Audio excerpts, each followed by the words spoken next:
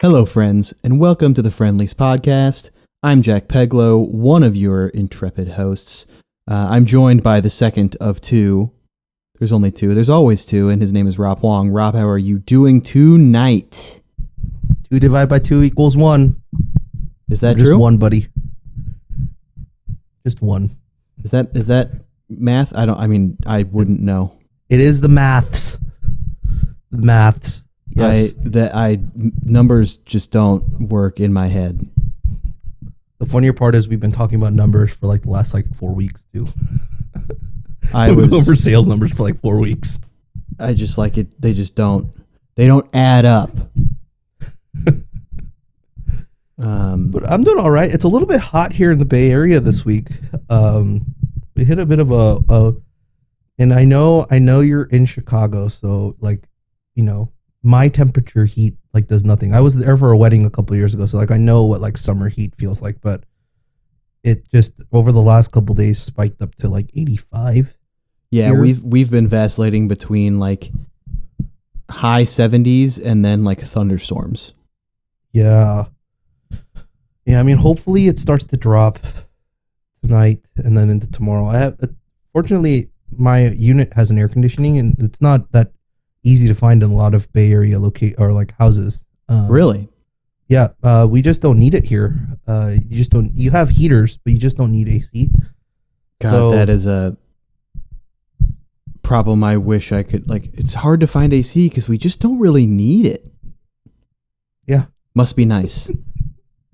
I mean, if that's the reason for you to move out to the Bay Area, I don't think there's any other better reason than the weather.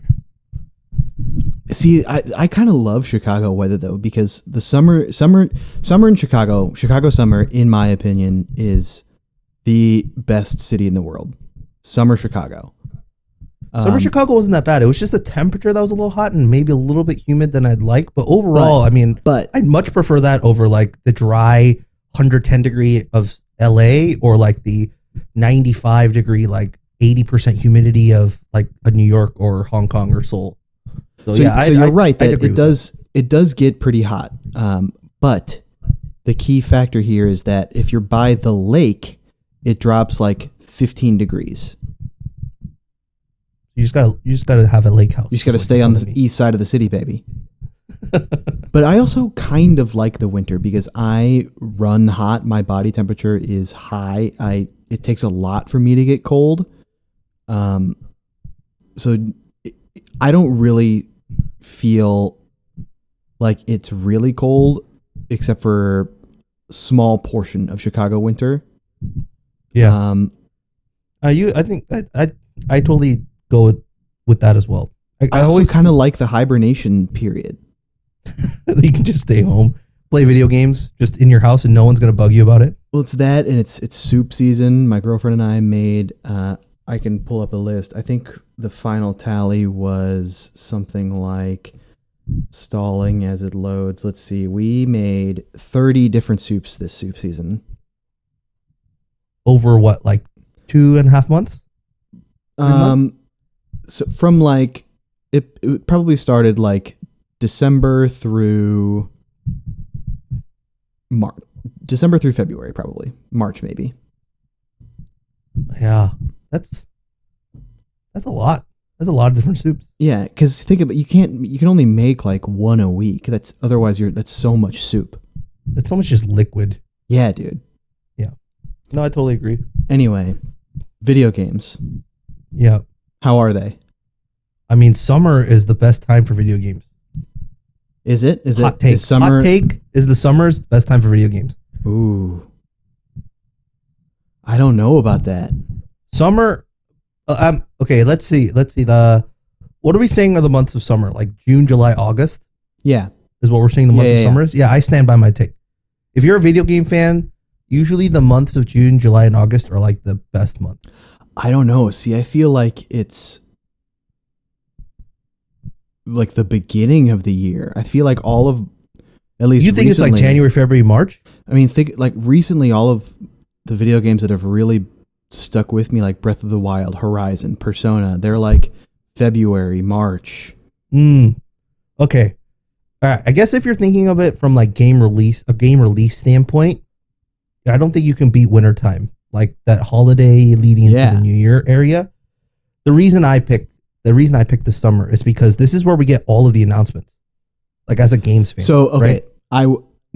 I agree with that part because E3, or rest in peace, what used to be E3, was like one of my favorite times in the video game sphere for sure. Because this is what set you up for the rest of the year, right? Like at least up until December or January-ish. Like this is where you found out. Let me phrase it like this. Let me hit you with this. Summer is the best time for video game hype. Yeah. I like that. Yeah, I think so. I think it is. I don't think, now that I think about it, I don't even think that's a hot take. That's just like, it's just the way that the video game industry has formed itself. In terms of the like only the reason news it's hot cycle is because it's in the summer. That's also true. That's also very true.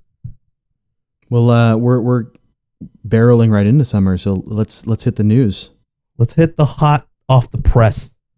First on the docket, Evil Geniuses, one of the maybe not one of the biggest, but I think one of the more well-known, possibly, esports organizations, launched a huge rebrand with a big new logo. This is going to be interesting for an audio medium, but it's a new logo. Let me tell you about that. They have 4 sort of key points to it. That it's iconic. Its geometry is special. The serifs on the E and G are important, and so is the bevel. And none of that matters because you cannot see it. Just know that they launched a big new rebrand, but otherwise, it doesn't seem like they're doing anything more than like just a visual rebrand, which is good because they've been making a lot of really good moves. Like they just signed DeKill Sage and Sonic Fox, 2 of the best fighting game players going right now. So they should just keep on doing what they're doing elsewhere. But the logo's dope. I think it's probably just like a move for the long term. They just probably looked at their branding stuff and was like, "We're signing all these guys. It's an old logo. Cheap. Yeah. Let's get a little like modernized look and feel." Speaking of those 2 fighting game players, they actually just got like a huge shout out from the Skullgirls like game, who like put them in like a tutorial. Oh, that's awesome! It's super cool. Not really enough to make like a news blurb, but just really cool. Yeah, I love it when game companies do that, where they kind of like tap into their community a little bit. Well, especially because Skullgirls is an indie game.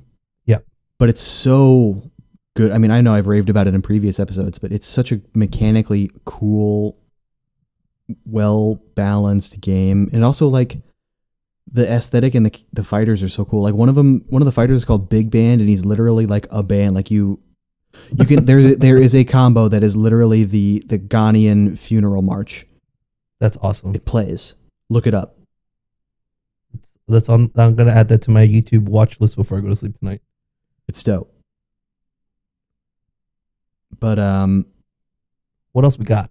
From hot to cold, from good to bad, in esports news, Overwatch League is suffering yet another round of casualties. Oh, jeez. This week, the Washington Justice released Ballin and Bonnie. Bonnie is probably the more recognizable name. He's a pretty good player, but just sort of out of the blue. Bye-bye. Yeah, this is not a good look for like the league as a whole. I know these are like team-made decisions, but just like the news trend for Overwatch League over the last few weeks has just not been great at all. It's grim everywhere outside of the matches. Not great. Yeah. But to pivot, there's some great news coming from inside some other games. Ooh. I like that. Hit me. What is it? Trailer for Christopher Nolan's new movie, Tenet, I believe is how you say it. T-E-N-E-T. Yeah. Trailer debuted on Fortnite.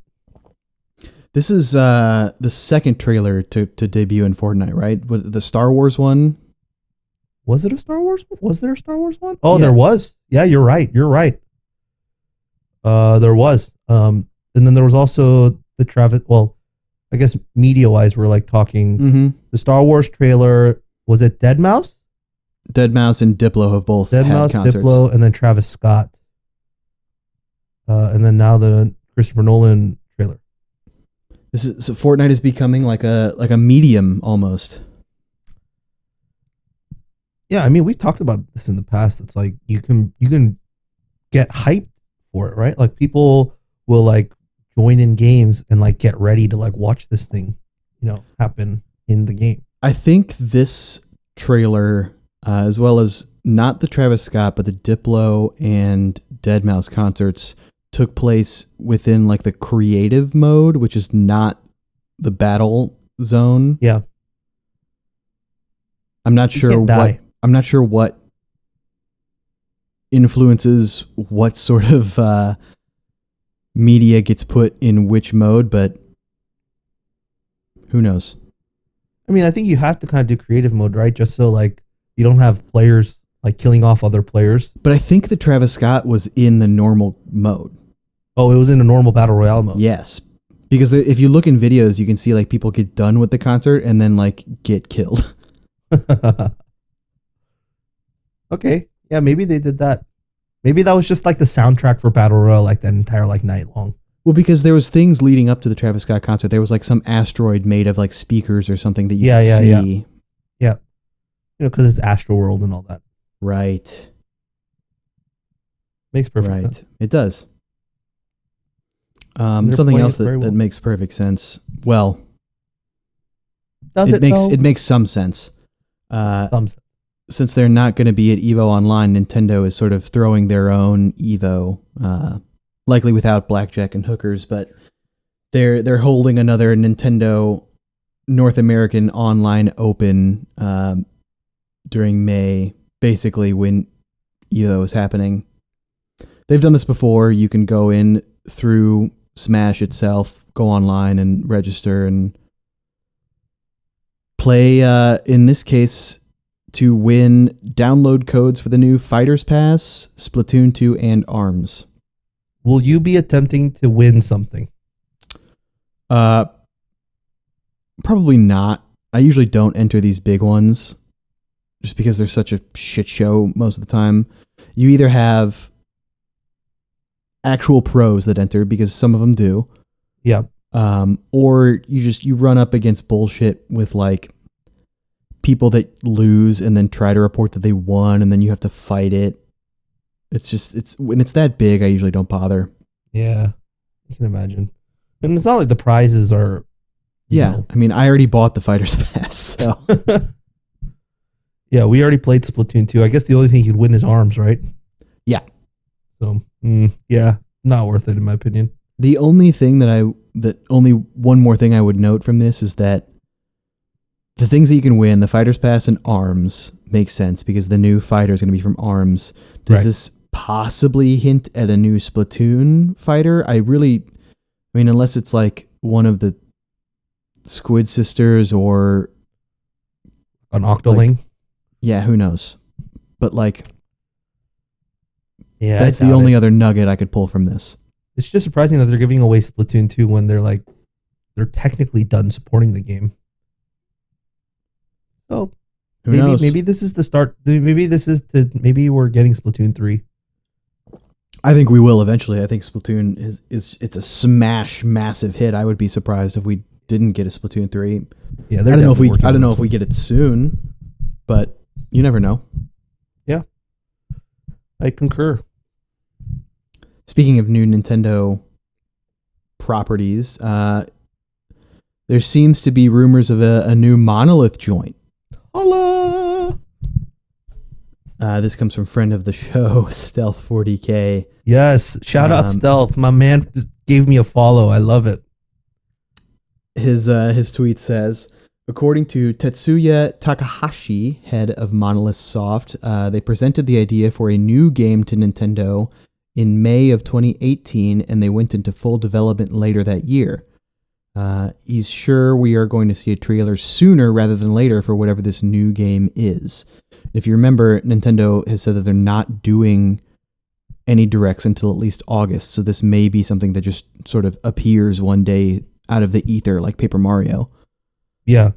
I mean, I believe there was that announcement, or not announcement, but it was there was that interview saying that, third party people can just, they're kind of giving them leeway to announce whatever things as they deem fit until if they want to announce it before the direct. So yeah, I wouldn't be surprised if this is something they announce soon. I would love to see it. Monolith is dope. Xenoblade represent. Speaking of Xenoblade, in a threaded tweet, Stealth also mentioned that Monolith said that future connected content in Xenoblade Chronicles could have been even longer than it was, which I think is about 20 hours if I recall correctly. But they didn't want to take any resources off the new game previously mentioned that the production #1 team is making, which is cool. Yeah, I think there was another Stealth tweet that said, I think Monolith Soft has 3 teams? It sounds about right. One team that kind of floats back and forth to help out. And then with this, it was one team was working on Xenoblade Chronicles 2, and the other team was working on this definitive edition, which means the Xenoblade Chronicles 2 team has been free for a few years now. So I'm assuming that they're probably production team #1. Yeah. Yeah. So I'm just gonna say this now. My fingers crossed hope is that they bring Xenoblade Chronicles X, like a remastered version, to the Switch. That was like in a weird way, a spiritual successor to Xenogears. Mm-hmm. And I loved it. I love that, like, you have like 2 different modes of fighting. You have like your mech that you can like fully customize. You have your character you can fully customize. Like, oh god, it's so good. So I really hope they bring that to the Switch, or a sequel to it, because the first one they left, with a pretty big cliffhanger. So please be that one. As cool as that would be, and I'd be super into that. I think the idea for a new game says to me that it's not a remake. So like Xenoblade Chronicles 3 or X2. Yeah, or a brand new IP. I mean, the ending of Xenoblade Chronicles 2 definitely sets up a new story. Yep. So maybe.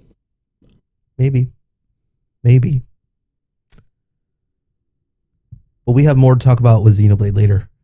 Yeah, we'll get there. Oh man, I can't wait. It's so close. But we gotta finish getting through the news. Next one. BlizzCon officially canceled. I mean, we are shocked. Shocked, I tell you. Shocked. I'll just go ahead and read their statement. This comes from Sarah Lynn Smith, executive producer of BlizzCon.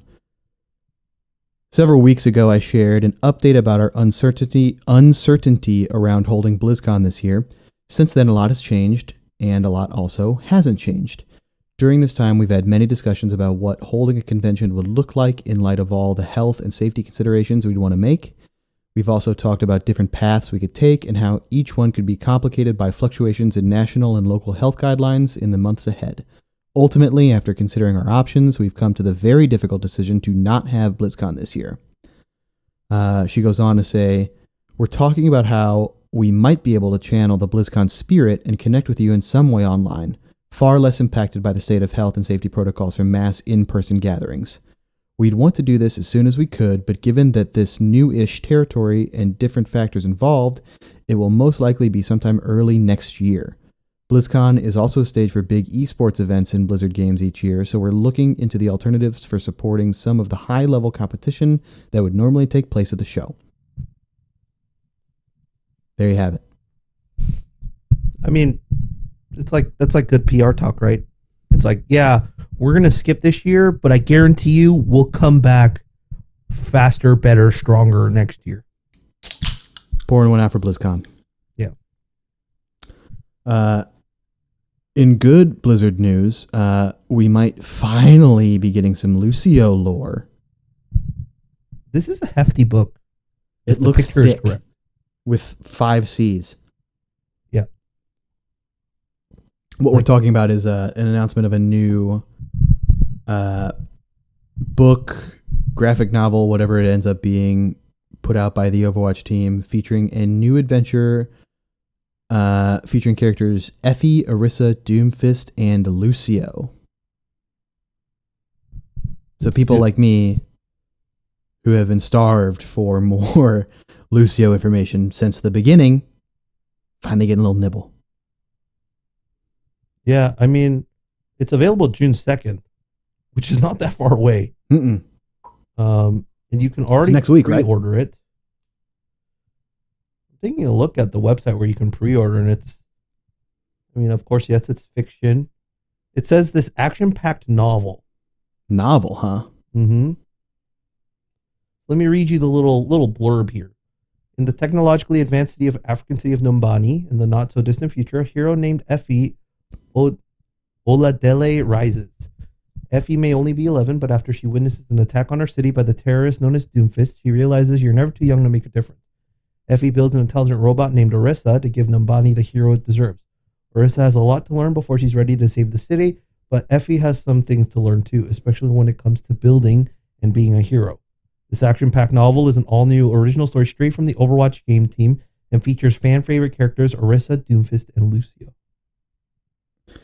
Unfortunately, that sounds like we're not going to get a ton of Lucio backstory. It feels like Lucio is the one Overwatch character that probably guides her into like the mentor, kind of like Batman Beyond, like he's the Batman, teaching her the ropes. We'll see. But it's an original novel by Nikki Drayden. Beggars can't be choosers. You know what I mean? I'll take it. Rob, I have a question for you. Shoot. Are you a Kingdom Hearts fan? Have I played every single game? Yes. Have I read every single thing on the lore? Yes. Will you be watching Will you be watching the upcoming show on Disney Plus? Yes. We're talking, of course, about the recent news that there will be a fully animated CG Kingdom Hearts series on Disney Plus. Not a movie, a series. This comes from Skylar Schuler, who you're probably more familiar with her connections with the series, but she works on it. Mm-hmm. She also said that Disney voiceover actors are expected to reprise their roles, and she mentions Jim Cummings, Bill Farmer, and Tony Anselmo. Ooh. I'm actually hoping that they get the Japanese voice cast to do it as well. That would be super cool. Because I played the game in Japanese, so or at least Japanese voice acting, so I'm more familiar with their voices. So I would love it if they can get the Japanese voice actors to do it, where you can, because with all the shows on Disney Plus, like you can change your subtitles to different languages and so on, right? So I wish you could do that with the original, with the Japanese cast. That'd be really cool. I wonder if they're bringing back Haley Joel Osment. Osment. Mm-hmm. I mean, I think you might have to, but we'll see. I feel like he's probably available. I think he's mostly just doing VO work now. Yeah. But yeah, this is super cool. I mean, when you're the kid in The Sixth Sense, I mean, you're set. You're good to go. Yeah.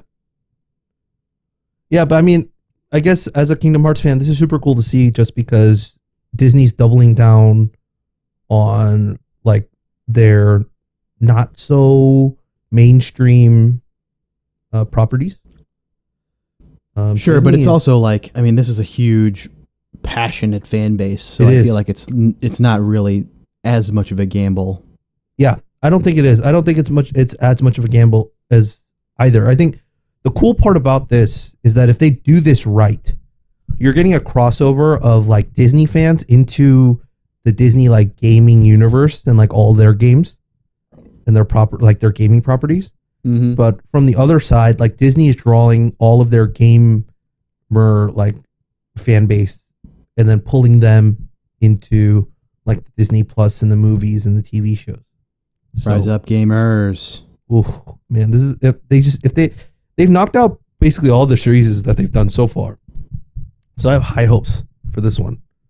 Do you think it'll be like a retelling? Like, are they just going to start at Kingdom Hearts 1 and go from there? Or do you think it'll be a new story? Judging by how Disney has done their stuff, I don't think they'll do a retelling of the story. What I do think is they'll do a side story that like takes place, let's say, in between like Kingdom Hearts 1 and 2 or between Kingdom Hearts 2 and 3.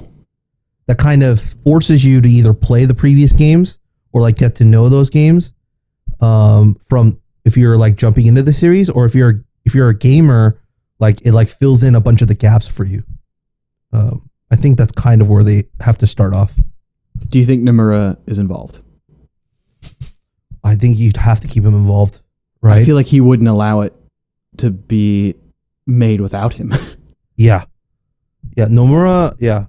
Nomura, and also what is her name? The lady who does all of the OST work for the Kingdom Hearts series. She also did Final Fantasy 15. Her name is blanking on me right now, but I mean her soundtracks are on point. And you have to bring her back or use the soundtracks from the video games. Is it I'm looking at Yoko Shimomura? Yes. Yoko Shimomura, and her, like, just because she uses a full orchestra and they record all that, and that's like the fight music that, like, you know, like has like waves and like it builds. Oh man, the music in the Final Fantasy series and most of all of the Square Enix games are just like top notch. Like you cannot fault them with their music choices. So if they can build that into the TV series, holy crap! Second only to the Monolith team, if you ask me. Yeah. I think people don't realize, like, a lot of these Japanese or JRPG games, like, if you loved Duel of Fates by Star Wars, the entire soundtrack is basically like that level of like hype. JRPG music is undefeated. Persona, Xenogears, Blade, all of them. Yep. Final Fantasy 15 was really great. All three Kingdom Hearts games, great. I mean, even like the main, like Pokemon OSTs, bangers, all of them. 5 bangers out of 5. The one that people aren't talking about that we should talk about as well, I mean, not today, but at some point, is the Avengers game by Square Enix. I was rewatching some of those trailers and those videos that they've been putting out, and it's like the music in there is like spot on, and I hope that's music from the game as well. We're gonna come back to that. Put a pin in that. Moving on with news, Ninja announced that he is hosting a Fortnite tournament. Am I surprised? Kind of. Am I really surprised? No. So it's cool. He's hosting a big tournament, but the interesting part comes in a little bit. Let me read. This is from Polygon. The new series will feature 60 of Fortnite's best players and personalities as they each compete over a piece of the $400,000 prize pool, along with players like World Cup winner Bugga and streamers like Nick30 and Ewok. The series will also be cast by Bala TW and Monster D Face. Blevins, aka Ninja, is producing the series in collaboration with his management company Loaded, which also represents streamers like Dr. Lupo and Tim the Tatman.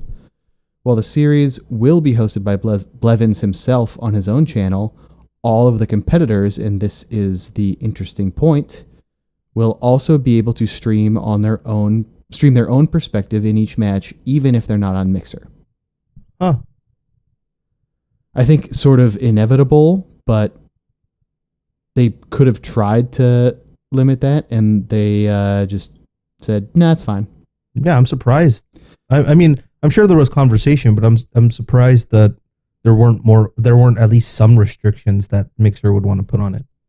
So I've thought about this a little bit, and my my thinking on where they're coming from here is that if you are watching this tournament to watch someone specific, you're going to go to where they stream, regardless of where that is. And Right. they really can't do anything about that. But for people who want to watch this, who aren't coming in with someone that they want to follow, they just want to watch the tournament that's hosted by Ninja, where do you think they're going to go? They'll go to Mixer. Ninja's page. Mm-hmm. That makes sense. Yeah, if you want like the broadcast version of it, you'll just go to Mixer, right? Right. So yeah, their target market doesn't really change much. The series will debut Thursday, May 28th, and a new episode will air each week at the same time on Blevins Mixer channel. So it's sort of like a ongoing thing, which is cool. Yeah, it's like any of those like survival type TV shows, right? Mm-hmm. Pretty much what they're doing. I can dig that. And that'll do it for news this week. That's great.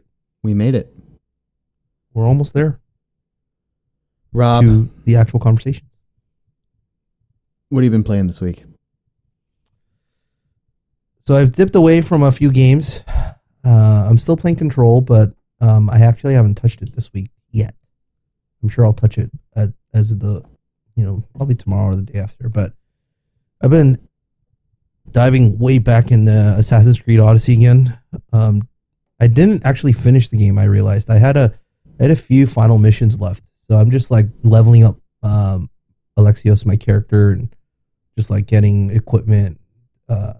Just trying to like finish that game out, just so I can cross that one off the list in terms of story, because I know Valhalla's on the horizon, so I'd rather get that done out of the way, and I could focus on other games. And then I needed something else fun to just like chill on, so I've been playing a little bit of FIFA, dipping back into Ultimate Team, and playing online a little bit. But yeah, those are the games I've been playing. What about you, Jack? I am similarly boring. Tapering off on Persona just because Xenoblade is so close. So close. We're like 24 hours out now, huh? Yeah. Because it'll probably in 24 hours, it'll probably have been out for like 45 minutes at this point, because we're recording. Yep. It's like, yeah. And I'll be playing it. Still playing Smash. Got the Wi-Fi local tomorrow, baby. Probably gonna go like 3 praying and 2. for victory. May the gods of Valhalla bless you in your fighting. They won't. But Animal Crossing still going strong. Been finally getting to a point where like I look at my island and I'm like, damn, this looks good. Which is really satisfying.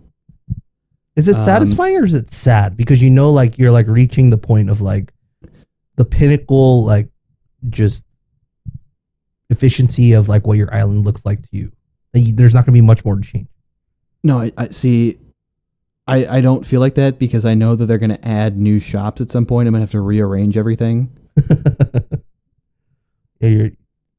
I do know that. So yeah. And the other thing is that like, so I'm getting to that point, but that also means that there's like still several spaces where I just like currently have a couple things in to make it look fine. But like once I finish the bigger projects that I'm working on, I can like turn my attention to those and like make cool, like a little area, like a little maybe outdoor seating area. Like there's still so much to do. Yeah.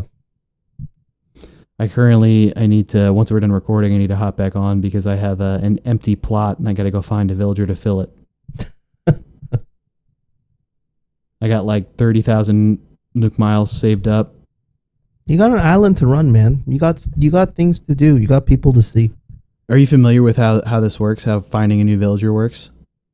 Yeah, because you travel to islands and you find villagers. But like, so you have to do it like on the specific day where like the person has moved out and the plot is empty, and you have like until the next day to fill it, or else somebody random will move in. Got it. So it's like a mad dash to like as many islands as you can until you find someone you want. Yeah. Huh, I did not know that, but that's something to know for the future of my island. Right. But that's about it, because I'm just waiting. It's so close now. It is. Well, we got some other hot stuff to talk about. Should we get it started? Let's do it. Let's get into round one, baby. Round one. There was a state of play today that highlighted The Last of Us 2. And I should say before we get into this, for those of you that are excited, you're going to play The Last of Us 2, but maybe it's been a while since you played the first one or you didn't play the first one, there is a really good recap of The Last of Us Part 1, and this comes from Twitter user Evan Langer 98. That's EVANLANGER 98. He also has a YouTube video that I'll put in the show notes. He put together a quick story recap of The Last of Us and its additional story DLC Left Behind to get you all caught up before you're playing Last of Us 2. Yeah, GameSpot actually has one up on their YouTube page too. It's about 6 minutes, and it does the same thing. Goes over the main plot points of the main game and then the DLC. So I actually watched that one today. Either one of them, good. But moving on to the second one, the state of play. Rob, you watched it. I watched it. Let's talk about it. Please do. I want to hear your thoughts first. You want to hear? So I had been sort of avoiding most of the stuff because I had been careful, but I had read some leaks that sort of talked about gameplay, no story stuff. And what I read was interesting, but fragmented as leaks tend to be. So I was curious as to how stuff would look actually as a cohesive unit. And what I saw was interesting. Verticality is the big new thing. They talked about it a lot. And it's cool because it adds, a depth to the environments that the first game did not have, which is cool. It's very obvious that they sort of took the open world, quote unquote, because it's still very linear, but they took that element of Uncharted 4 and sort of built upon it and added it into the Last of Us formula. If you're unfamiliar in Uncharted 4, when you were going between certain story points, you would be put into these big maps and you could get around, and they had like a Jeep you could drive around. Yeah. At points you could get out and you could do stuff. In this, they replaced the Jeep with a horse, and it seems to be sort of very similar, which is cool. I mean, that's for a linear railroad story game, having a little bit of exploration is refreshing. Yeah, I think that's one of the best things that Naughty Dog does, right? Is that regardless of which franchise it comes from, they take a bit of like the best parts of that previous game that they did and then kind of put it into their next one. And I mean, the two directors there are like superb. And Neil Druckmann is like, he made the first one, and I didn't have any qualms with it. So, what did you think of the environments? I saw your tweet about the ice cracking under the horse that you were pretty impressed with. Yeah, just the intricacy of the details, right? Like you see the horse walking along that riverbank, and then it's winter, so like there's a little bit of like thin ice above the water, and like each time the horse steps into it cracks. I have rewatched this a bunch of times because I wanted to see if the cracks were just like generic cracks. No, but they were like pressure cracks. Like it cracked based on where the hoof of the horse stepped on, and like the way the water reflects and how the water moves like as you step in it, and like just those types of small details. And the reason I bring this up is, of course people are going to be like, this is just environment stuff. The reason I bring this up is because if they put that much detail into those types of situations where it's just like quiet open world stuff, you can only imagine the amount of detail they put into like actual story, like locations, like big fighting sequences, or even like areas that, you have to like do stealth or anything like that. Like they made sure of like all of those small little details to the environment that you can use to your advantage or might be a disadvantage to you. They're making sure like those are all clear cut. Something that I'm going to say, and I apologize in advance because after I say this, you'll never be able to not notice it. So brace yourself. But something that devs love to do in trailers like this is show off snow physics or winter physics. Yeah. You see it with like God of War, you saw it with Horizon. They love to do that because like we're doing right now, everybody watching it is like, that's incredible. Look how realistic it is. That stuff moves so like it's not just a pre-rendered animation. It actually reacts to them moving. And it does. And it is dope. Like, don't get me wrong. It is dope. And it's cool that it's have gotten to a point where that can be rendered so immaculately. But it is something that devs love to do. And now you will forever notice it when you're looking at new games and they're showing off how good they look. Mm-hmm. And I don't actually mind like them. Hell no. In on it because I think they fully deserve all of the like the praise and accolades. Like because you can only imagine when it does look that good. By all means, show it off. What else we got? So they teased new kinds of infected. Sure sounded intimidating from the little snarl snippet we got. What's your guess? What do you think the new infected's going to be like? He said it sounded like there were multiple. Right. So give me like one. I think you're going to have like a Mr. X type of thing.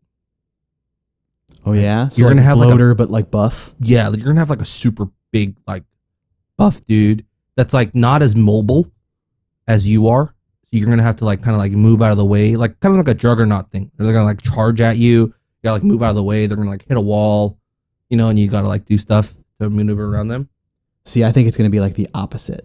I think so. The current progression we have is like walkers to clickers to bloaters, and they get bigger and stronger, but they get slower and easier to sort of evade and kite. I think the new one is going to be stealthy and quick. Oh, okay. Yeah, I could see them adding another one like that because they don't really have a stealthy quick one. Although, I guess they did kind of mention one of those, right? They said there's one guy that's like, there's one new enemy type that kind of like moves and tries to like get you from behind.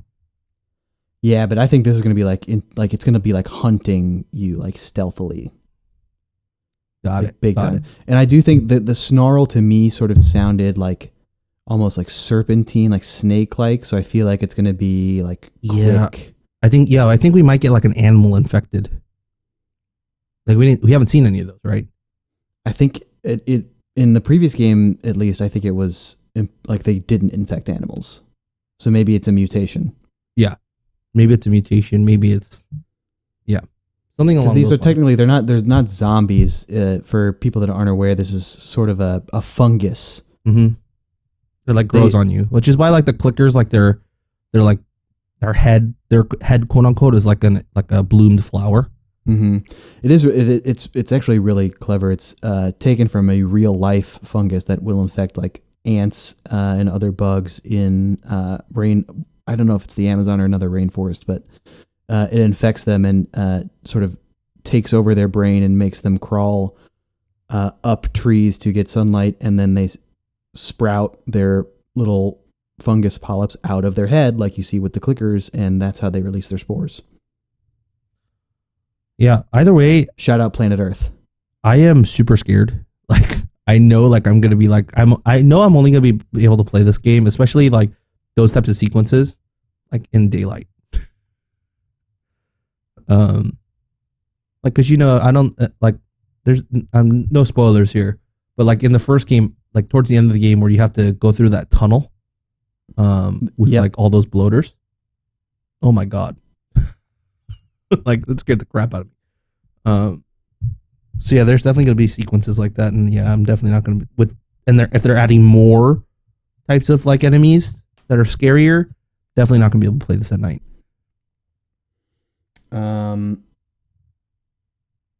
What else? New zombies. Combat seems to be a lot more fluid than the first one, which could have sometimes be kind of like clunky. This one, it does seem like you can really get into a flow more so than you could in the first one. Yeah, I definitely felt that too. I think the fighting mechanics, they definitely stole a bit from Uncharted 4, like how fluid you can like quote unquote like chain combos. You take out an enemy, like scurry around the corner, you know, like do another thing to another enemy. Like you quickly like use your like senses to feel out another enemy, and he's around the corner. So you switch quickly to your like, you know, pistol that's like suppressed. You know, you pop a headshot like right around the corner. Like it definitely felt like you could do a lot more things on the fly, not necessarily have to plan things out. And that was like the big thing with Uncharted, right? Like you could like use the grappling hook to like, you know, which felt really good. Right. Like when you got a sort of a string going and sort of quit worrying about staying in stealth, it actually could be pretty satisfying. And The Last of Us, the combat is more realistic. You're not Nathan Drake running around like Superman punching people to death in one shot. But it still looked like you could sort of, if shit hit the fan and you lost cover, you could sort of still make it out of a situation without having to just run away. Yeah, and I think that's one of actually the cool part about this game is that you can run away. They talked about it, how running away is now actually a viable option for you, where you can run away, reestablish stealth, and then go about it again. I'll have to see how that works, because it's really hard for a game to do that realistically for me. Yeah.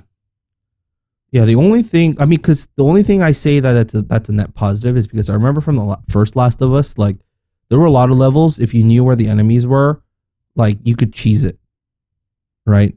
You can't, like you could just, I guess you could do that in this game too, where you just die and then just restart the mission because you know where the enemies are going to be. I mean, you can do that with any game. If you die enough times, the game is going to be pretty easy. Yeah, right. But I think you can kind of like just in the heat of the moment, like you can just kind of just run away and not take that stance, and then like reestablish and go about it again. The AI definitely seemed smarter. There were a lot more sound cues of like, I heard something over here. He walks over and it's like, she's over here. And then you see like another like enemy like run in.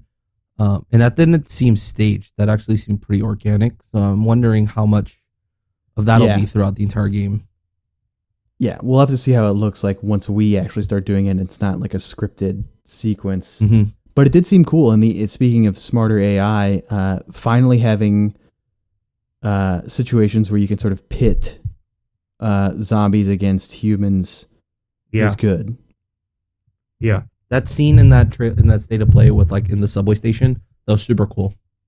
Super cool. And I also I need to hurry up, and I tweeted about this too. I need to invent some sort of filter that makes it impossible for me to hear the dog whimpering noises, because that makes me want to die. Yeah.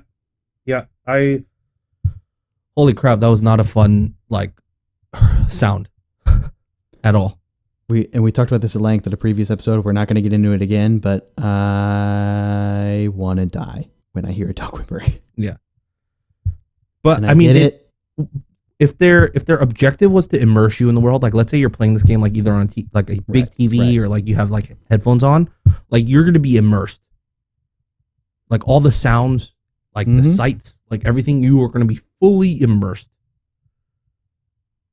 It's not going to feel like you're just like playing a third person, shooter like on a TV. Like you're going to feel like you're watching like a movie, that you're like fully invested into the characters, into like every single like being that's in the game. And so on. Like even that sequence of like her coming out of the water and then, holding that she learned to swim. Yeah. Holding that girl hostage. And then I think the best thing that I saw from all this was like people are like, she's playing a PS Vita. Yeah. It's like the year 2038. The most unrealistic thing being that Vita's battery still works. Although I will say this, I did appreciate that the Vita that was there with the music playing, because as Ellie was swimming up behind this girl and getting out of the water, I was like, how did she not hear that? Yeah. But then the earbuds. So I was like, okay, all right. That makes perfect sense. And then like how she, But also, why are you wearing earbuds, my dude? Like, Yeah. you are in zombie zone.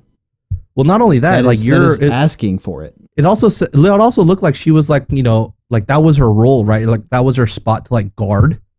Mm-hmm. Like, are you supposed to be guarding with earbuds on? What are you doing?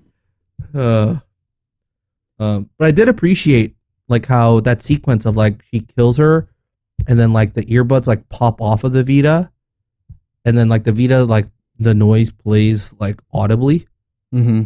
and like just those little tiny details, right? Like things that happen. But enough about the smaller details. I think. Let me ask you: Did you find like any, or from your watch of this state of play, when you saw like the new UI to like how you can craft stuff on the fly, and like the combat system, like, are you impressed with the improvements that they made? Like, of course you don't have the game in your hand, but from what you saw. I'm glad you asked about this, because this was but the next part of my notes. Impressed? I don't know. It, like you said, we got to get it in my hand to see, to form an actual take. But it definitely seems like with the updates that they made to the crafting and to the workbench, that this is their way of sort of adding a skill tree to the game. Yeah. It's not like a direct thing where you level up and earn points, but you find new things and then you use them to build out your arsenal into a play style that you want, which is essentially working through a skill tree, which is a cool way to do it. And it also sort of makes it feel more realistic because it's not tied to numbers that your character has. It's like a real world thing that you found through scavenging, which is a little bit more rewarding, maybe. I don't know. We'll find out. But I do think it's a cool way to implement that sort of system. Yeah, and to note on that, I think one of the things that they said, I think was it last week, was that on your first playthrough, you're going to miss a lot of the story points, and you're also going to miss, or you're not going to be able to level up Ellie to the max by the end of your first playthrough, which I thought was really cool, because that forces you to make decisions on how you plan out like your leveling up of Ellie, and then also like that's going to force you to explore, because the big thing here was that she found like these hunting magazines, which they said is how she figures out like new crafting things and new like add-ons that she can do. And if that's the case, then a lot more people are going to be spending time exploring, trying to find every single one of these, you know, new like add-ons or weapons or crafting things that you can possibly find to give you an edge, right? So it's forcing you to maybe not just run through the game, but actually take your time to like gather some of these to help you, you know, in the end game. Yeah, man. What else? So that sort of runs through most of it. You watch a sequence where Ellie climbs through a vent, somehow not alerting anyone, but then you get to the end and Ellie confronts a certain person. Doctor that I don't know if we want to get into that. Did you recognize who that was? I did recognize who that was. I don't think we need to go into spoilers, but she says like, you know who I am, and then she says, you know who I am, and then it just cuts out. So yeah, I mean, they did a real good job with this state of play. They didn't give away too many story beats. If anything, they just replayed some of the story beats that they showed in previous trailers. And they just showed off a lot of the mechanics, which I think was the big thing for me. Is I hadn't seen a lot of what the HUD looks like or what anything, you know, looks like when you're actually playing the game. Like, how does crafting look, you know, when you're on the fly, or what does it look like when you're like switching between weapons, and all that. So they showed off all of that, which was, I think, the biggest net positive for me. And I doubt they're going to do another one of this because the game's out in 2 weeks, 2-3 weeks. Yeah, they wouldn't have time. So, yeah, I'm sold. If I wasn't sold before, but I was, I'm just even more ready to get my hands on it on June 19th now. Yeah, man. I saw one more thing that I'll say is that it's definitely like, man, you really do some killing. Ellie is the tweet that I saw is that you had to let Ellie live to not save humanity because now she's going to kill everybody. I saw another tweet that was like, this might be there might be more deaths than this than any Assassin's Creed trailers. She sure does the killing. And they're like gruesome too. Oh, like some of these. Oh goodness, yeah. Anyway, that's not the only big PlayStation news that we have, because rolling right into round two. Round two. Bring it. There is a hot rumor that there will be a PS5 event next week. Oh Lord have mercy. This comes to us from Jason Schreier and who? Takashi Mochizuki. Thank you. Both from Bloomberg. They have the scoop on this. I'll read straight from their article. Sony Corp is planning a digital event to showcase games for its next generation PlayStation 5 that may take place as early as next week, according to people with direct knowledge of the matter. It goes on to say, the virtual event could be held June 3rd, though some people also cautioned that plans have been in flux and that date may change. Other PlayStation 5 events may follow in the coming weeks and months, and Sony is not expected to reveal every essential detail on the console during its first presentation. So June 3rd would be next Wednesday. Yeah, which makes sense from a timeline standpoint. If it leaked now, like if they're finally finalizing dates now, and like, you know, their sources are telling the date, like, yeah, I think it's happening on June 3rd, barring like a last minute change. So the wording is a digital event to showcase games for its next generation console. That says to me, this is going to be game announcements and not console announcement. What do you think? Well, I'm going to pull up Schreier's Twitter handle, because he was saying something along the lines of they're going to show off the console. He has a game. He says game reveal. Where can I find it? I'm trying to find where it is. I could see it going either way. I think regardless of whether we see console news or not, there are definitely going to be some games there. Yeah, I think in my wording might be off, but I think what it's going to do is it might tease it at the end, but in some form or fashion, they'll show off what the console looks like, and that'll be it. Like, they're not going to talk about like what the specs are in terms of like, you know, how they already talked a lot about the specs. They did talk a lot about the specs, but you know, there won't be any pricing. Like, it'll just be like the Xbox like One X reveal. Oh, like how they come out of the water. I think Microsoft and Sony are playing like reverse chicken with the pricing. Yeah. They're just gonna wait until whoever leaks it first. Right. But yeah, I think that's probably what this is gonna be, and I think the wording of Schreier's article makes it seem like, to me at least, it's just they're waiting on maybe one or two things to add into the video, and they're hoping that it gets in by June, like before June 3rd, so they can do this on June 3rd. But if they can't, they're going to have to push it because they're probably essential parts to it. Whether it is, you know, footage of the console itself or one of their big first party games that they want to have announced there. If that's the case, and you're making a very convincing argument that it is, that says to me that they're waiting on some sort of footage or gameplay or trailer from either a first or a third party studio for a new game.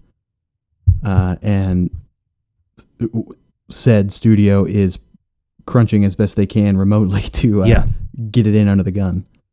I think the wording in it just makes sense that that's the only way that I can interpret it. Where they set the June 3rd date. It's now getting close to it, which is why the date is leaked. And they're just waiting on a couple more things. And if those things get in, they'll do it June 3rd. If those things can't get in, then they'll have to push it probably like another week or so. So since this is still in flux, it's sort of hard to make any concrete predictions. But if you had to make like a wild guess as to like a couple things we're going to see, what would you say? I'd say something along the lines of what we saw, or kind of what we saw in the Xbox thing. Like you'll see a very, very diverse genre of games shown. So none of the ones that we already know about. Maybe the next FIFA game, you might see a little bit of that. Maybe you see, like that's your sports game from a third party, because a lot of people play, FIFA on the PlayStation. So that's a big sports game you might put on there. There were rumors about another Ridge Racer game coming, and it was leaked by, I believe, a racing, like e-racing tournament or something. I'm getting this wrong, but either way, they released this like picture on their Instagram saying like, which game are you most excited for this year? And they're like a well-known entity, and one of the 3 photos in there was Ridge Racer. So maybe that's their racing game that they're gonna, because Ridge Racer tends to be one of those games that they really package well with their PlayStation launches. Not with the 4, but they definitely did that with the 2, and I believe they did that with the 3. So maybe they bring that back and bring a really, really fun, like, arcade drift racing game into there. So that'd be like a realistic prediction. I mean, I have predictions that are like in a parallel universe. But yeah, those are my realistic ones. What about you? If you branch out here and go to the GOAT, Jeff Grubb, who we talked about last week, who's been keeping track of all of the dates. Yeah. He seems to agree that this is happening. June 3rd seems to be very plausible according to him. He has something out that says that Sony wants to emphasize games running on real hardware, which would sort of lend credence to the fact that maybe we do see the physical console. He says PS5 event leading up to the release of The Last of Us Part 2 makes sense because it gives Sony a chance to explain its take on smart delivery, which is also smart, pun not intended. Yeah. People want to know, I mean, The Last of Us 2 is coming out and then the console's coming out later this year. It would make a lot of sense to detail their take on that. He also talks about how the last couple big things that Sony has announced, the State of Play included, they announced just like a couple days before. So his bet is that we get an announcement of this event, whatever it may be, Monday. Yeah, I think you're right. Usually you give like 2 days, like 48 hours, right, to build a little bit of hype to it. I concur. So it seems to be a safe bet that this is happening. Yeah. Do you have any wild, like, or realistic predictions for this? If I want to sort of hang my hat on a wild guess, I think maybe the thing that is putting this date in flux is that Guerrilla is trying to finish up a Horizon 2 trailer. That's sort of my wild thing that would maybe still make a little bit of sense. Yeah, what if Mr. Cory Barlog is finishing up a trailer for the next God of War? If they can turn around a God of War that quickly, I would be very impressed. Yeah. I mean, we can talk about this. We can talk about this actually next week. Right. If we decide to do this, if this is shown, we could decide to record a podcast either before or after. So who knows? maybe, Let us know which one you want us to do, listeners. Yeah. Before or after. You want to hear our predictions or hear our reactions? We'll see what we do. But there's more upcoming event news. Summer Games Fest rolls on. They actually talked to Gematsu about what they have planned. Console announcements, wouldn't say a thing because why would they? That's not for them to say. Yep. But they do have some things in the docket. They have a Valorant launch showdown. I'll read straight from them. After a record-breaking closed beta, Riot Games' 5 versus 5 character-based tactical shooter Valorant is launching on June 2nd.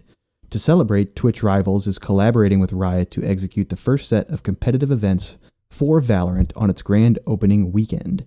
These events will span the globe with participation from some of your favorite creators in North America, Brazil, Latin America, Europe, Korea, and Japan. I'm confused. Isn't Brazil in Latin America? Yeah, but it's big enough to be its own thing, I guess. I think it also has enough talent specifically from there So it can to warrant its own thing. Yeah, Gotcha. which is dope. Valorant's fun to watch. It is, and it's fun to play too. I'm actually very excited to see what it looks like when it launches instead of being in the beta. Mm-hmm. Do you think there will be any big changes? I think you're gonna have to make some changes. There's some mechanical stuff that they're definitely gonna patchwork, and I fully played through it knowing that it was a beta because they didn't update the beta itself, right? Like they didn't do any changes to the shooting. Like there's some weird mechanics where some of the guns like shoot through like a corner of the wall, so I'm sure they'll like patch that stuff up. And people have found ways to like get on top of roofs that they shouldn't be on, and yeah.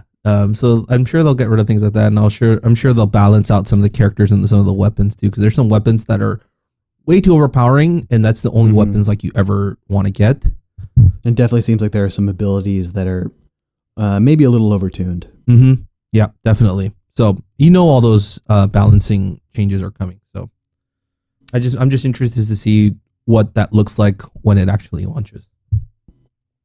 Moving right along, 2K will have some reveals. They say to tune into Twitch to see latest gameplay and exclusive developer interviews from some of the biggest games coming from 2K this year, which would namely be the new PGA game, probably we'll see a lot of. Yeah, the new NBA game.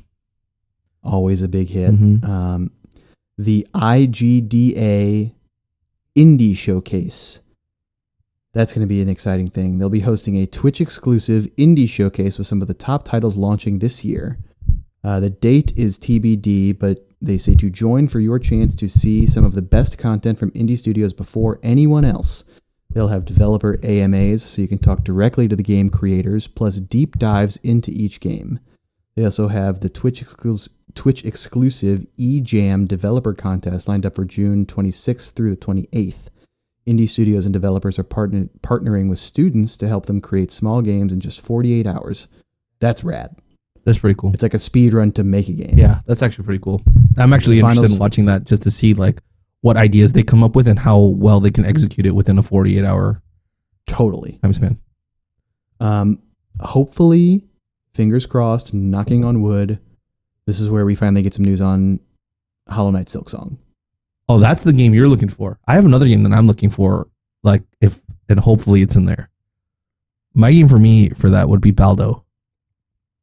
It's like that Studio Ghibli / Ni no Kuni looking Zelda game. Oh my god! Like I'm just been itching for more news on that, and just haven't found it whatsoever. So maybe it is an indie game, so maybe that's where we get it. I'm rabid for Silksong news. Did you play Hollow Knight? I did, and I totally understand why the next one so good. Yeah, I totally get it. I want it. Fingers crossed. What else? Twitch Summer Game Fest Awards. Jeff, he just can't not give away awards, apparently. Yeah. Now he's got to give one out in the summer and the winter. Yeah. This is from Twitch. They say, we'll wrap up the summer with a Twitch-exclusive, community-driven award show, recapping the best of the summer as voted on by you. So I'm assuming this is like the best of E3. We're gonna be able to vote on awards for best new game, best trailer, all that stuff. Yeah.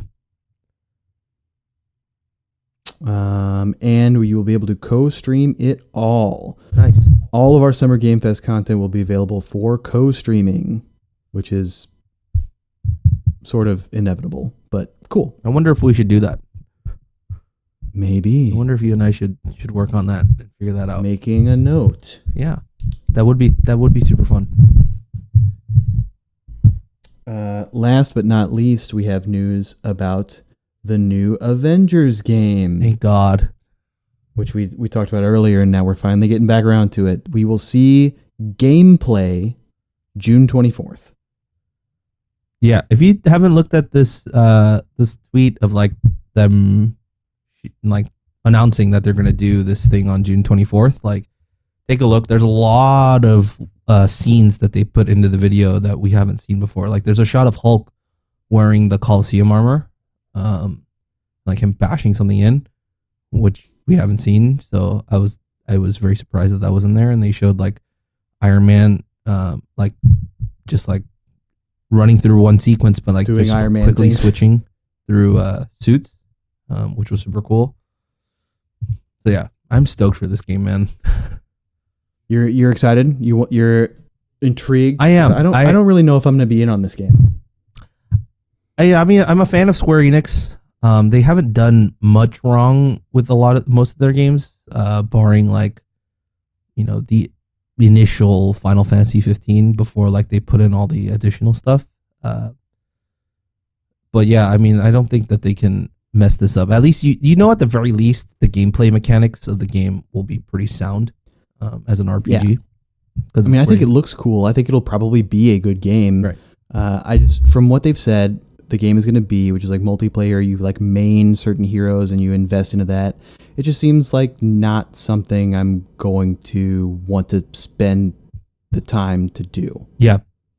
Which I totally get too. I mean, I've been a sucker for any of those like superhero games, like growing up as a kid. Totally. You know, any of the old Lord of the Rings games, any of the old Spider-Man games. Oh my God, those were bangers, dude. Those are so good. And you get to like, you know, take your character, level them up, all that stuff. I'm a sucker for being able to do that. Like that's why like I'm considering like getting a PlayStation VR, because I watched like 10 minutes of the Iron Man VR that they have releasing. That thing looks rad. Holy crap. Like that thing looks amazing. That I would actually be interested in, not this Avengers Right. thing. That alone. Let me be Iron Man. Yeah, that alone makes me want to get it. So like I'm seriously and they have a package for it where you get like the entire PlayStation VR set and the game. So I'm like seriously contemplating pre-ordering it, but yeah, it's super awesome. And with this paired with it and with all of the Avengers like TV shows coming out this year, like if you're a Marvel fan, like this is a real good year for you. That's probably the other reason why I'm not super into this, is that like I like the Marvel movies, but I'm not like as rabidly into it as other people. Yeah. I like it. Don't get me wrong. Yeah. And that's totally fair. But I think that's totally fair.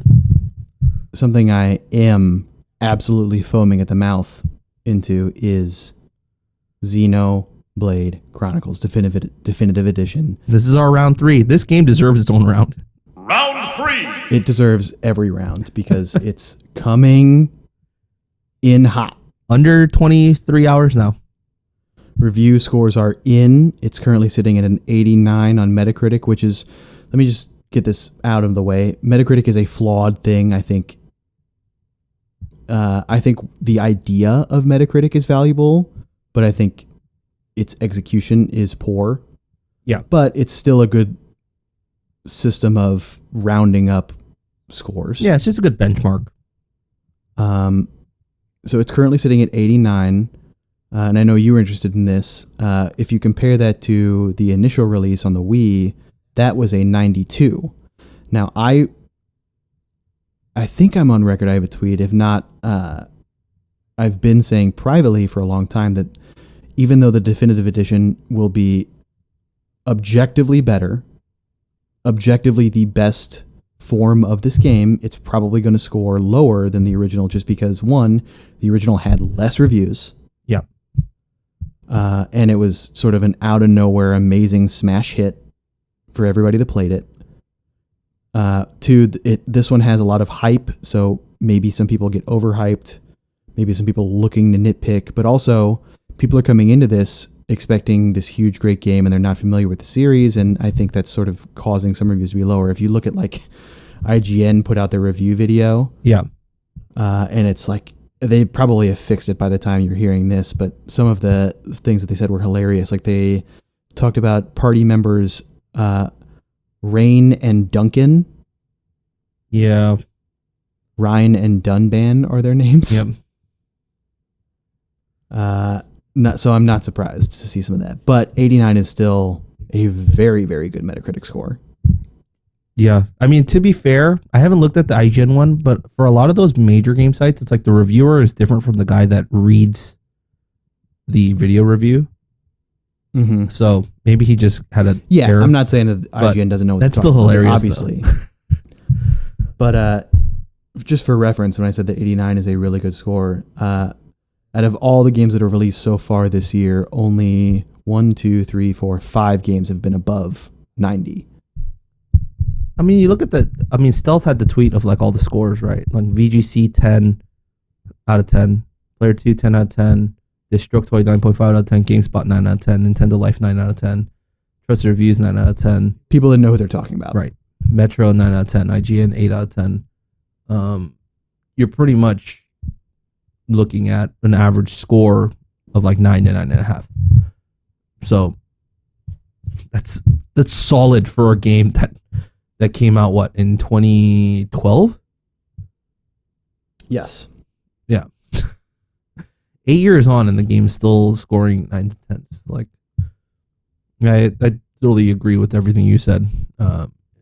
Yeah. The one cool thing that I put in here was that apparently if you played Xenoblade Chronicles 2 and you have a save file, when you start the original Xenoblade Chronicles game, not the DLC of the Futures Connected, but just the original game, you get 100,000 gold or gil, whatever the G stands for free when you start the game. You can actually decline it and not use it, but it's actually pretty cool that you get that much like money to start with if you have a save on your Switch.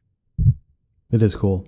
I would say if you're new to the game, and we'll circle back to this in a minute, but maybe go ahead and get it just because it's helpful, but don't buy stuff that makes you overpowered immediately, because the game does a really good job of easing you into the combat and slowly introducing new layers, and there are a lot of layers to this combat, so it maybe would behoove you to allow the game to teach you all of the facets of its combat, and then once you sort of have a handle on it, start upgrading your stuff. Yeah, I think the thing that might help you with all that money is maybe stock up a little bit on like, health items. Sure. Just so you don't have to like die and restart the game. Also, especially in the beginning of the game, it's probably a good idea to just not really bother like buying every big new weapon you see, because you're going to find something better from an enemy real soon. Mm-hmm. Yep, I concur. But the reviews are in. They're real good, as if I needed any more convincing. Like how much do you think you'll play tomorrow night? Oh, probably a couple of hours. I'll probably stay up until like 1 or 2. Yeah, because you're playing Future Connected first, right? Because you want to get that story out of the way, so you're not spoiled by it.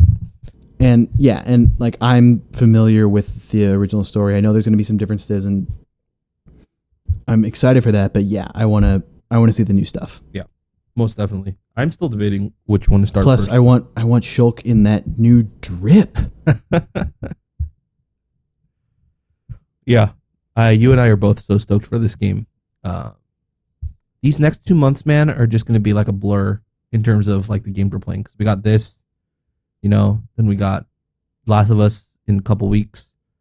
This game and Last of Us will probably carry us over into July with Paper Mario and Ghost of Tsushima. So it's a good time to play video games, like you said. Maybe my hot take was right. Maybe at least this year, summer is the best time to be a gamer. Because you're in shelter in place, you're at home. Mm-hmm. You have arguably one of the most anticipated sequels of all time coming out. You have arguably like one of the best like spin-off Mario games coming out. We'll see. Like to last you June, July, and August. We don't even know what's coming in August. So that's another thing. So we'll see. Okay, so circling back, talking about players new to the series, we have a listener question from our main man Piotr Lee. he asks us if we have any tips for new Xenoblade players, because he's probably going to be picking up the game and hasn't played a Xenoblade before. Rob, give him your top tip, and then I'll give him mine. My top tip. I think my top tip would be during the opening sequences of the game, like before, and this isn't really spoilery, but before you leave like your first town, or like after you leave your first town and you're like journeying to the second one, I say take your time in that sequence, not only to like gather some HP and maybe boost your character up a little bit, but get a sense of how to do combo chain attacks. Like really, really master that, like that mechanic of like how it works. Because once you do it at that point, because you'll only have one other party member at that point, so you only have 2 characters. But once you get it with 2, like as the game progresses and you get more characters and you have like your party of 3, like you'll have a better sense of how to do it and right, you'll the already timing be of it. familiar. It won't be like overwhelming when you had new things. Right. So I think that was a big thing for me, is getting that down, and because the game doesn't really tell you like how that system works. It's kind of a little bit by trial and error. That was one of the big things that Xenoblade 2 did a lot better, was slowly introducing new mechanics and forcing you to sort of use them. But yeah, the combat in this game is complicated. Yeah. I'm not going to lie. Like there's a lot to it, but once you get it, it makes a lot of sense. And the screen stops looking like it has a million things going on that you can't pay attention to. And you start realizing where everything goes and it sort of fits together. And once it clicks, oh man. Yeah. The combat is so satisfying. That's why I'm saying it's easier to get the hang of it early, because the entire system is available to you basically from the start. So if you can knock out some of at least the basic foundation stuff when you just have 2 characters and like low level enemies, you're going to be able to do it a lot better when you get to, another party member added, plus like higher level enemies where the fights are a little bit more, they take a little bit longer. They take a little bit, more like timely execution for it. So that would be my advice. My tip would be to not feel like, or even not like actively not worry about completing every side quest that you get, because there are a lot of them, and a lot of them end up being maybe a little bit tedious, and you do not need to complete all of the side quests to see all of the story.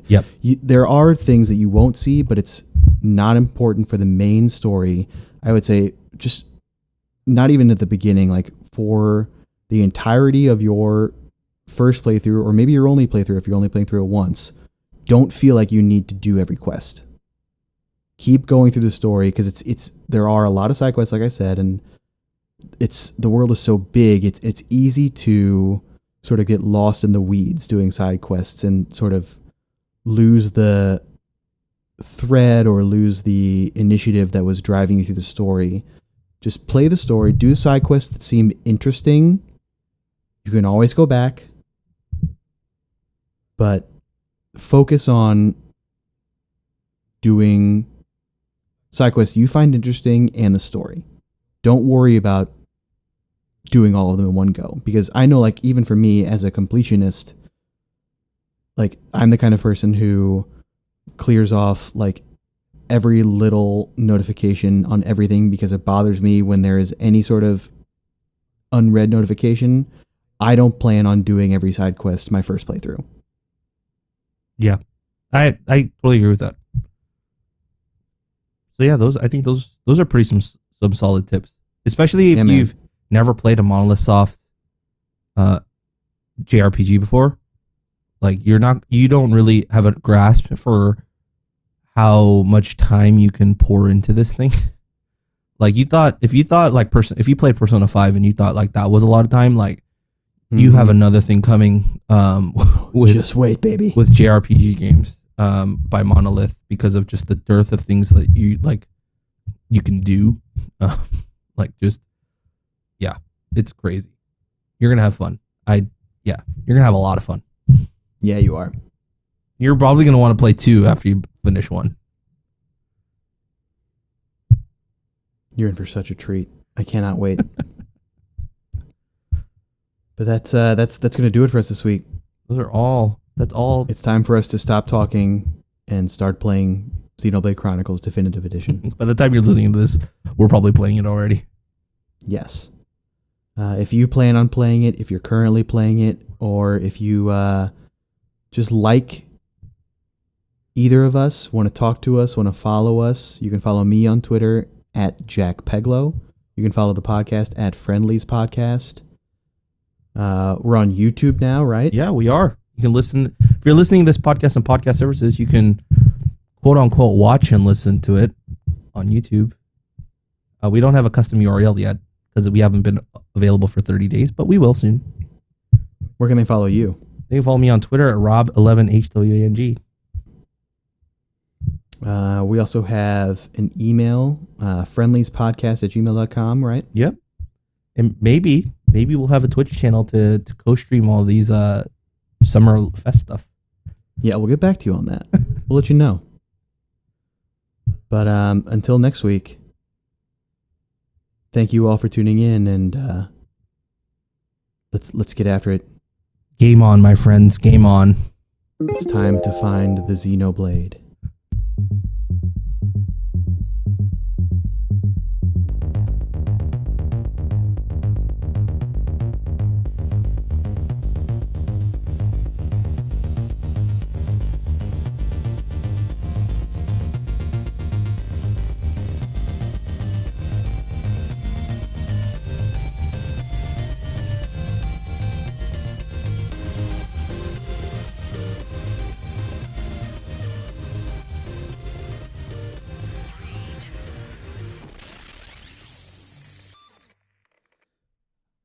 I know Korean is what you speak, but Yeah, no, I speak a little Japanese. a little bit. Enough for me to ask where the video game section is at a mall. Sure. That's important. It's very important. And to ask how much things are and how to order sushi. That is even more important. Exactly. I can if I have funds, I can survive. Okay. Well, I'm taking you with when I go to Japan then. I'm gonna be your Google translator. Yes.